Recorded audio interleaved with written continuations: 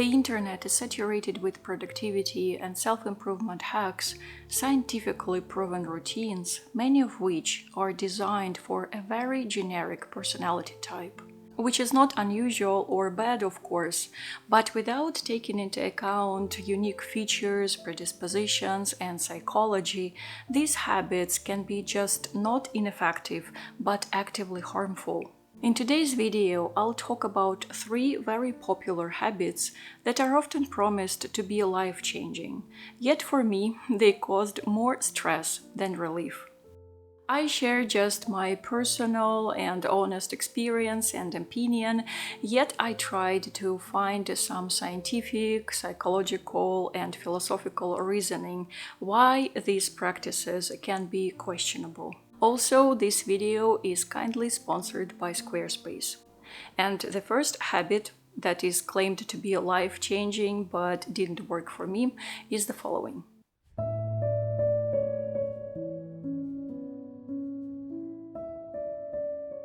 A dopamine detox is a self-help practice when a person, for a certain period of time, stops any stimulating activities such as being on social media, playing video games, eating junk food, in order to reset the brain reward system. The idea stems from the theory that constant exposure to high reward and low effort stimuli, such as endless scrolling, dulls sensitivity to natural pleasures that become less rewarding for your brain. And thus, detoxing from this stimuli can restore motivation and help get rid of addictive behaviors and also improve concentration. And here is my personal experience. Whenever I tried to do this dopamine detox thing, following advice given in all sorts of videos and articles that I came across online, I would do the following. I would limit my content intake, and in my case it's YouTube videos, and I would also restrict my diet in a way, just omitting any sugary or fatty foods.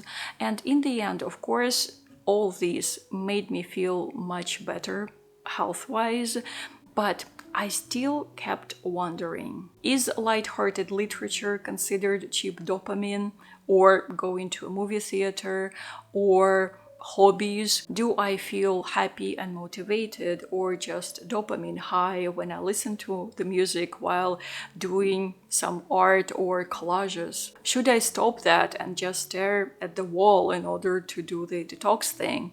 All these felt very vague to me, so I did some research. The concept of dopamine detox or dopamine fasting was popularized by Silicon Valley psychiatrist Cameron Seppa in the late 2010s as a way to combat compulsive behaviors like excessive social media use. Seppa framed it as a fast from stimulating activities to reset the brain's reward system, borrowing loosely from cognitive behavioral therapy or CBT techniques for addiction. However, the practice quickly morphed into pseudoscience with influences exaggerating it into extreme deprivation.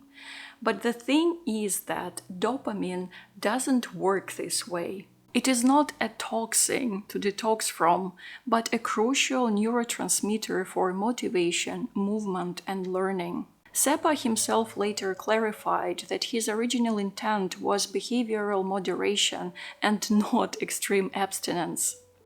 But by that time, the trend has already spiraled into the unscientific biohacking thing, which rhymed perfectly well with the widely spreading trends of self-optimization, self-quantification, productivity, and all those phenomena.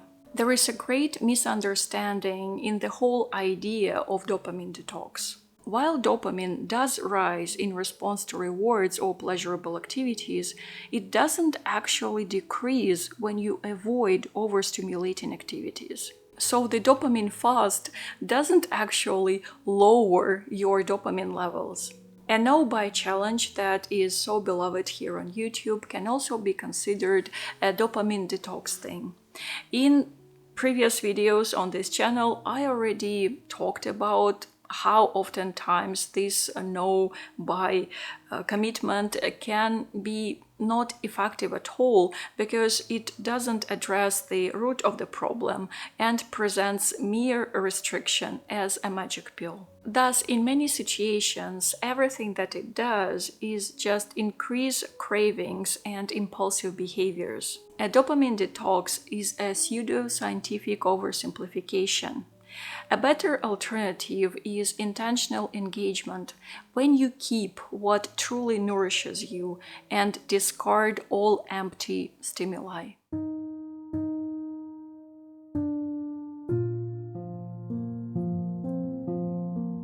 I know that this one is quite a controversial take, but still, what if I'm not the only one for who this practice didn't work?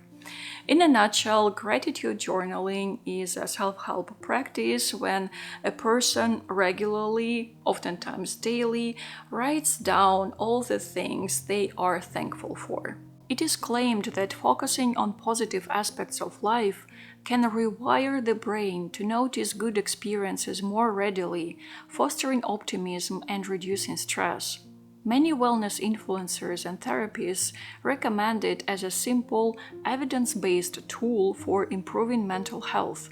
And I did honestly try to keep a gratitude journal, and while it really helped to focus on positive moments more, something felt off for me personally, and I decided to do some research and look at it through my own experience, through the lens of it, and here's what I've learned. Despite its popularity, forced gratitude can be a flop, especially for those dealing with trauma, depression, chronic stress, or just a very complicated and tough life situation. When we feel pressured to just be grateful, we oftentimes tend to suppress such valid emotions as grief, anger, or frustration, and thus we enter into that form of avoidance that is called emotional bypassing, which just adds to psychological distress. It can also become a form of emotional gaslighting. For example, whenever I felt very strong frustration and anger and tried to suppress them by thinking, oh, but I have this and that, I can walk, I can breathe, I have food on my table. Of course, I'm exaggerating, but overall, I tried to focus on all the good things that I have in my life.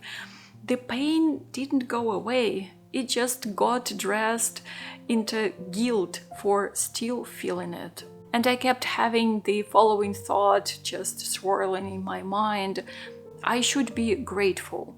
Therefore, my sadness is wrong. I still believe that gratitude journals can be a really good practice, a very helpful one, but if it is used organically. For example, it might help to have a frustration journal that you can use for processing challenging experiences. You can acknowledge your pain first, and then, if it is necessary, you can note small comforts or big comforts, whatever is available to you. When imposed as a rigid, one-size-fits-it-all solution, this practice of gratitude journaling can become yet another tool of self-policing. When negative emotions that are a natural response to life's challenges are treated as some sort of defects.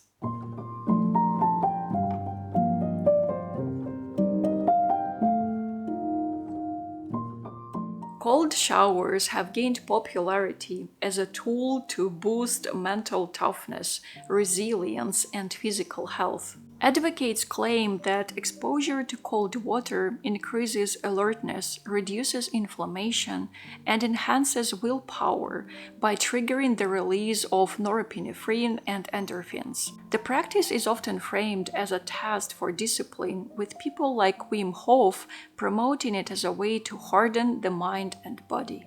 I have a curious family anecdote about this practice before it became popular. My late mom at some period of your life, became a fan of Porfiry Ivanov. Porfiry Ivanov's cold training was a Soviet-era wellness philosophy that promoted extreme cold exposure, barefoot walking in snow, and minimal clothing in winter as paths to superhuman health and spiritual enlightenment. His followers believed that enduring harsh conditions would purify the body and strengthen the will, echoing Russian folk traditions of zakaливание, or hardening. Living in Siberia, my mom still dressed properly in winter, yet she did regular cold water bucketing, and she even performed those on me. I had a couple of very horrible experiences, and then I categorically refused to repeat that ever again.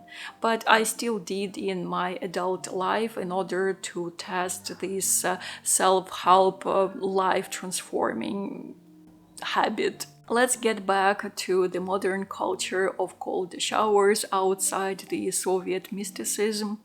As a highly sensitive person, I find this practice violent. The urge to push ourselves through discomfort and voluntarily jumping into ice cube baths or cold showers causes exhaustion and physical and mental distress instead of the promised resilience and discipline. I believe the narrative that enduring pain makes you stronger and more empowered very harmful, because it ignores the fact that unnecessary hardships, what they do is actually reduce resilience. For highly sensitive people, trauma survivors, or people with chronic illnesses, this rhetoric can be especially damaging as it frames their natural limits as some kind of drawbacks and, insufficiencies. True strength comes from listening to your body, respecting your boundaries,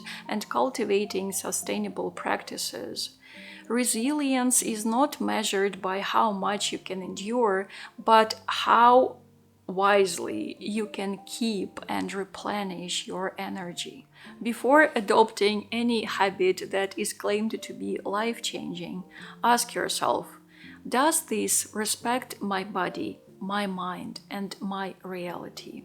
After all, the foundation of sustainable living, of intentional living, is self-awareness, first and foremost. And now it's time to thank Squarespace for supporting such deep and nuanced conversations. Squarespace is an all-in-one platform that makes it easy to build beautiful, professional websites for creators, entrepreneurs, and small businesses with no coding required. Squarespace's simple analytics show you exactly where your visitors come from, what they love, and how they engage, so you can focus on what matters. You can turn your passion into income by selling products, services, courses in just a few clicks. Set your price, choose subscriptions or a one-time access, and let your website do the rest. If you think it's time to build your own website, head to squarespace.com/Anna Goldberg for a free trial, and when you are ready to launch, use my code Anna Goldberg to save 10% off your first purchase of a website or domain. Thank you, Squarespace, and thank you for staying with me. Feel free to share in the comments your thoughts and experiences, whether you can relate to what I've talked about today or not. Let's connect, but please don't forget to be respectful and kind. Or maybe you would like to share some of the self-help practices or habits that were promised to be transformative but didn't work for you personally. Thank you so much for your time, attention, and support of my work, dear friends. As always, be safe and keep your heart open, and I will see you soon. Пока-пока.